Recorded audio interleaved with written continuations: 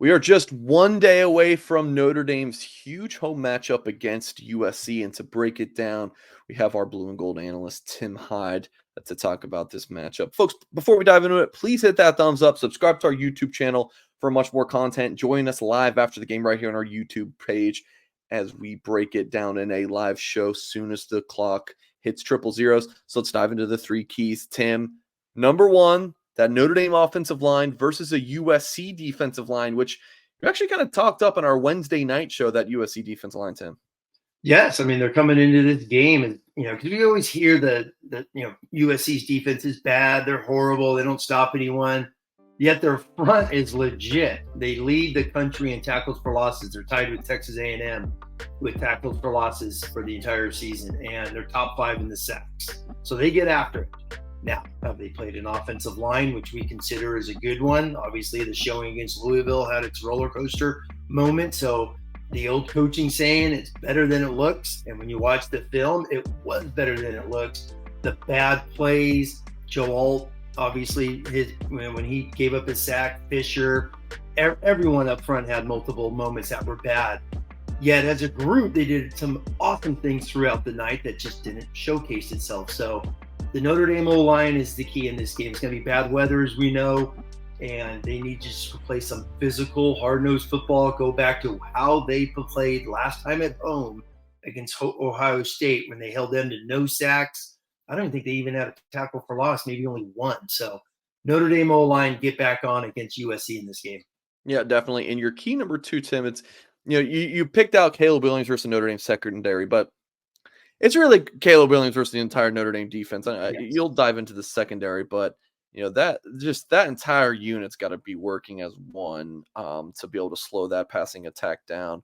Will be interesting to see the Zachariah Branch, like how healthy he is if he does play.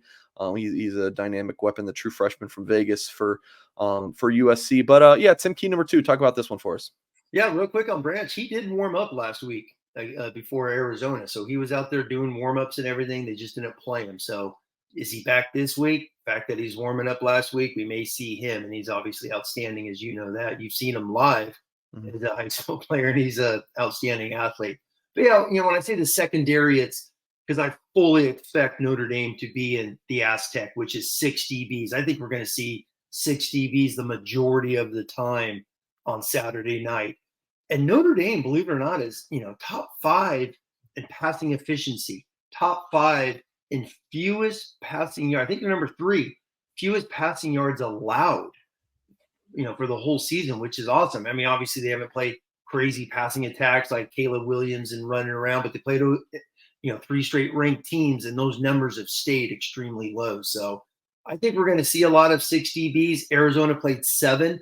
We talked about that on our Wednesday show of, does Notre Dame throw 7 out there and just a 3-man front and just be like, we're going to cover you, and Caleb run around, do what you want. So Caleb Williams is an outstanding athlete. He's literally, the guy's the favorite to win his 2nd straight Heisman. As we know, that hasn't been done since Archie Griffin in the early 70s. Heck of a football player. He's very much like Sam Hartman, spreads it around. They don't have one true dude.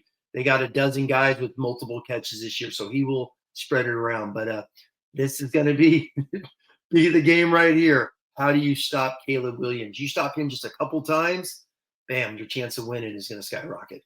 In your third key, Tim, you're talking about the end to 4 straight ranked games. And when you look at it, obviously Ohio State, you had the last second loss, Duke, the last second win, and then the 33-20 loss last Saturday night against Louisville. Ohio State, Duke, Louisville, 7:30 p.m. Eastern time kickoffs. Of course, this game, 7:30 p.m. Eastern time kickoffs. So, Tim, your third key here is ending that streak. Yeah, get it over with. It's what a juggernaut. And you have a great chance to obviously go 2-2 in this stretch, which, we wouldn't have said that's awesome out, obviously, the way they performed at Ohio State.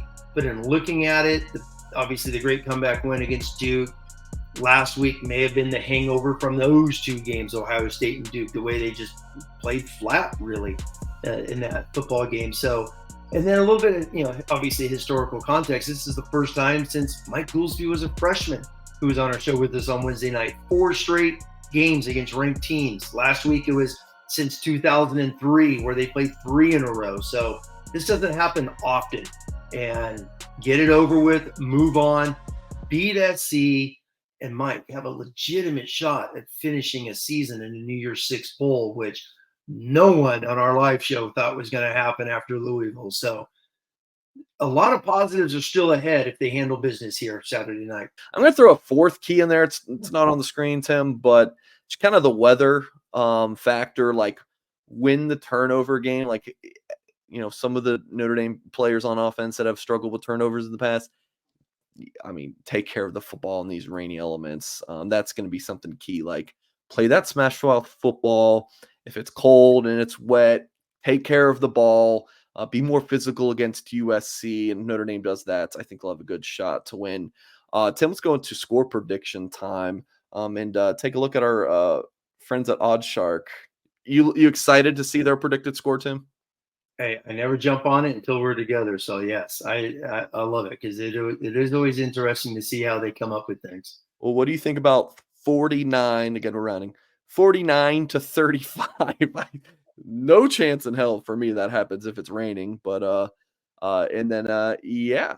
So that has USC winning, covering the spread, and blowing past the total of 61.5 that is right now.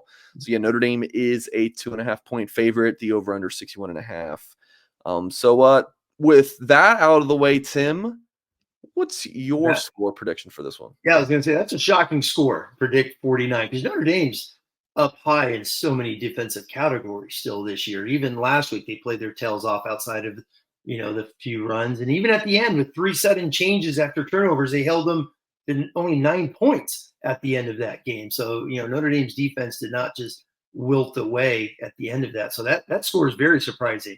And real quick, Mike, you brought the weather up and the turnovers. This goes back to Sam Hartman. Sam Hartman's, his boogeyman's been Louisville. 10 turnovers the last 2 years. He had a bad 2020 against them. So his worst games in his college career are against the Louisville Cards. So he's never going to have to see them again. He's been fantastic in every other game. I'm hoping that this is he's got them out of his rearview mirror and just been, man, let's go play football for Notre Dame. And now it's his first time in this massive, massive historic rivalry. So I'm excited for this game. And a little tidbit, since the era and the Dan Devine era, ended in 1980, since 1981, this is only the 12th time these two teams are going to be ranked in the same game. So you've had moments. Obviously, the Holtz years were great. The Pete Carroll years were great. And then a couple of here and there. Brian Kelly won a bunch of games in this series as well. But it hasn't been the dominance during those 60s and 70s. They were ranked every darn year outside of just a couple. So I'm going to just go with the 12th time, Notre Dame's won these games in South Bend outside of the couple versus Pete Carroll. And it's not an upset because Notre Dame is favored, which is just shocking. But I'm going to say Sam Hartman and the fellows are going to pull this out. The cold weather game, Hollywood versus South Bend, just the iconic matchup as it is. And I'm going to go another heart game to the end, Mike. So the blood's going to be boiling. 32-30. 32-30. Notre Dame is going to pull this one out and have a legitimate shot to go on to a New Year's Six bowl. Yeah, USC comes into the game number 10 in the AP poll. Notre Dame at 21.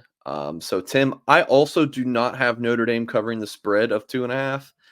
I do like them to win. I'm going much lower scoring though. I think if Notre Dame's going to win, I think it's got to be low scoring. Yeah, leaning into that. Feels like 31 degrees and it's raining.